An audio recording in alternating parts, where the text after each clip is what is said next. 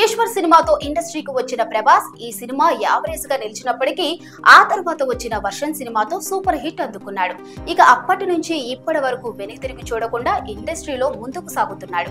నిజానికి బాహుబలి సినిమాతో బాలీవుడ్ ఇండస్ట్రీలోకి అడుగుపెట్టి ఆయన మరోసారి ప్రేక్షకులని అలరించడానికి కల్కి సినిమాతో ఈ రోజు ఆయన మన ముందుకు వచ్చాడు. మరి ఈ సినిమా ఎలా ఉంది, సక్సెస్ అయిందా లేదా అనేది మనం ఒకసారి తెలుసుకుందాం. ముందుగా ఈ సినిమా కథ విషయానికి వస్తే, పురాణాల్లో శ్రీ మహావిష్ణువు కృష్ణుడు అవతారం ముగిసిన తర్వాత తన చివరి అవతారంగా కల్కి రూపంలో కనిపిస్తానని చెబుతాడు.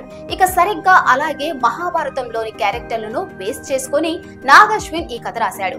అయితే పురాణాల్లో శ్రీ మహావిష్ణువు చెప్పిన దాని ప్రకారం ఎప్పుడైతే కలియుగంలో అన్యాయాలు, అక్రమాలు, అరాచకాలు విలయతాండవం చేస్తాయో అప్పుడు కల్కి అవతారంలో మహావిష్ణువు వచ్చి దుష్టులందరినీ అంతం చేస్తాడనే ఒక విషయం అయితే మనందరికీ తెలిసిందే. ఇక ఈ సినిమాలో కూడా కల్కి అయిన కమల్ హాసన్ ఈ సృష్టిని నాశనం చెయ్యాలని చూస్తాడు.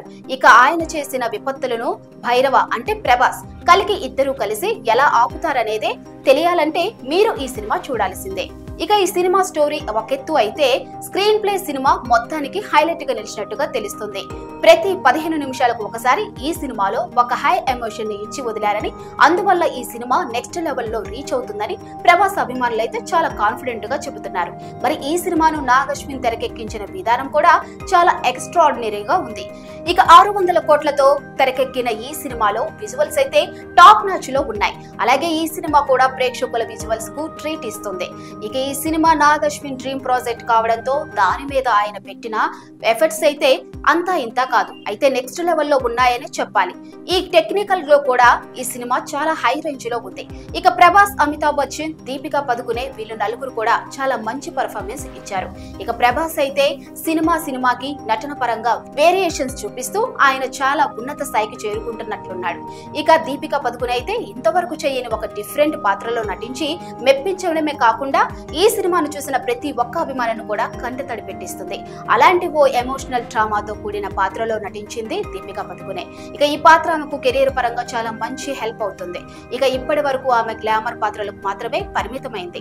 డిఫరెంట్ పాత్రతో ప్రేక్షకుల హృదయంలో చోటు సంపాదించుకుంది. ఇక అమితాబ్ బచ్చన్, కమల్ హాసన్ ఈ సినిమాను వాళ్ళ భుజాల మీద మోసుకెళ్లినట్టుగా కూడా చెబుతున్నారు.